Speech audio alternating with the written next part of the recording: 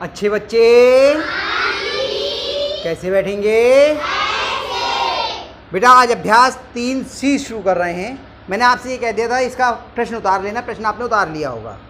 ये देखो फूल सा बना हुआ है, इसमें कुछ गिनतियां लिखी हुई हैं और यहाँ पर एक स्थान पर खाली है, यानी वही है जो हमने 3B में देखा था कि किस क्रम में ये लिखे हुए हैं, उस क्रम से हमको करना है। हालांकि संकेत इसमें दिया हुआ है जिससे हमें मालूम चल रहा है कि कैसे इसको करना है।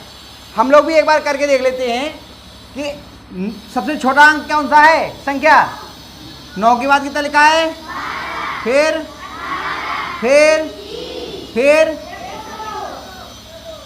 अब कोई हिसाब बनना है। देखो 9 से कुछ ज़्यादा 12 है, 12 से कुछ ज़्यादा 18, 18 से कुछ ज़्यादा 30, 30 को से कुछ ज़्यादा ये होगा, उससे कुछ ज़्यादा ये होगा। तो हिसाब देखते हैं कि कौन सा इन्होंने क्रम बनाया है जिससे इनको बढ़ाया है। तो 9 से कितना ज़्यादा है 12, 12 में से 9 घटाओ कितना आया, यानी कि अगर हम 12 में वो 9 में 3 जोड़ दे तो कितना आ जाएगा, यानी कि 12 में से 9 घटाया आपने या 9 में आपने 3 जोड़ा तो कितना आ गया। तो 12 में 3 जोड़ के देखो क्या अगली संख्या आ रही है, 12 में 3 जोड़ा कितना आया, नहीं बना काम, काम नहीं बना। तो 12 में कितना जोड़ा गया, तो 18 में से 12 घटा के देखो, 18 में से 12 घटाए कितना आया, या बल्कि ऐसे करते हैं 12 में से 3 घटाए तो कितना आ गया 9।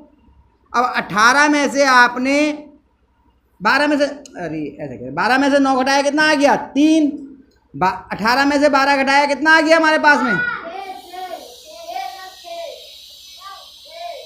18 में से 12 घटाएंगे कितना आएगा। तो इन दोनों को 9 में हमने 3 जोड़े तो 12 आया, 12 में कितने जोड़ना पड़ेंगे हमें 6, तो कितने आ जाएंगे 18। ठीक, अब देखते हैं इन दोनों में कितना अंतर है। 30 में से हमने घटाया 18, कितना आया, यानी कि यहां पे 12 बढ़ाने पड़ेंगे, 18 में 12 जोड़ो तो 30। अब जरा एक क्रम देखो, इनका क्रम देखना जरा, 3 का दुगना 3 का दुगना 6 का दुगना 12 का दुगना, यानी कि अगर इसमें हम 24 जोड़ें तो ये वाली संख्या मिल जाएगी।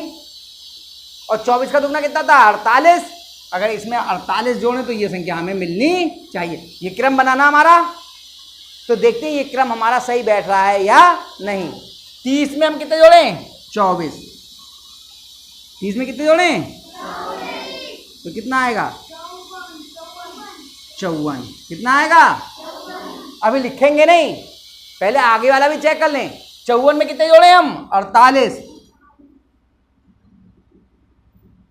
54 में कितने जोड़े 48, देखिए अगली संख्या आ रही है या नहीं। 4 और 8 4, 12 का 2 हासिल लगा 1, 5 और 1 6, 6 4 10, आ गई, यानी कि हमारा क्रम सही बन गया। तो यहाँ कितना आएगा,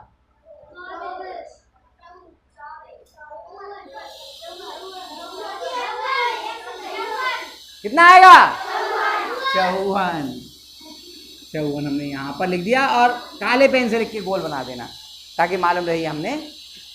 आया समझ में। और सही कौन से पे लगाएंगे हम, और यहाँ अंत में मालूम है बहुविकल्पीय में लिखते हैं उत्तर दूसरा 54। ठीक है, अब दूसरा प्रश्न हल करना शुरू करते हैं।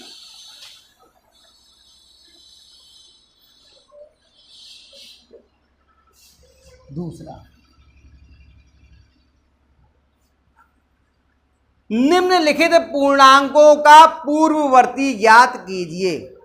तो हमने पिछले अभ्यासों में पहले अध्याय में पढ़ा था पूर्ववर्ती और उत्तरवर्ती। कुछ बच्चे हो सकता है भूल गए हों।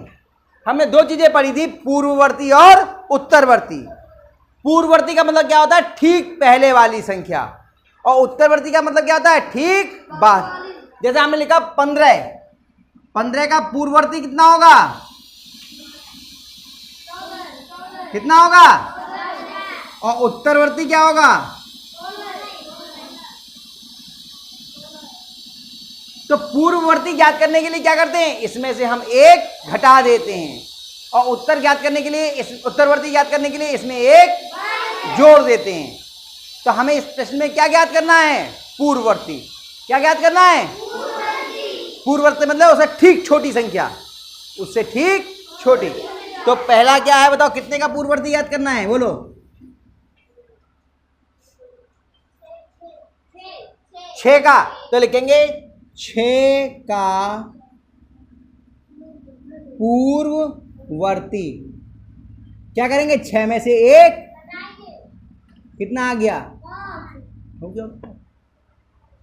अगला क्या है बोलो, 4 है या -4 है भाई। तो भाई 4 जो बोल रहे हैं सबने गलत बोला। अब तो आपको पूर्णांक समझ में आ गया कि ऋणात्मक संख्याएं और धनात्मक संख्याएं। और विपिन कैसे हो, हाँ बताओ। अच्छा ठीक है, अभी आ रहा हूँ बेटा, पढ़ा दूँ, अभी आता हूँ, 2 मिनट में आता हूँ। तो -4 का पूर्ववर्ती।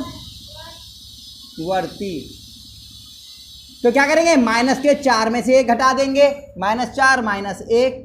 अब देखो दोनों समान चिन्ह के हो गए, तो जुड़ेंगे या घटेंगे, और चिन्ह काय का लगेगा, माइनस का। कितने हो गए, -5। हेलो, अब कर लेंगे पक्का। तो इसके जो रहे बचे सवाल है उनको भी कर लेना और इनको उतार लेना। पहला और दूसरा सवाल आपका हो गया, ठीक है, बता लो।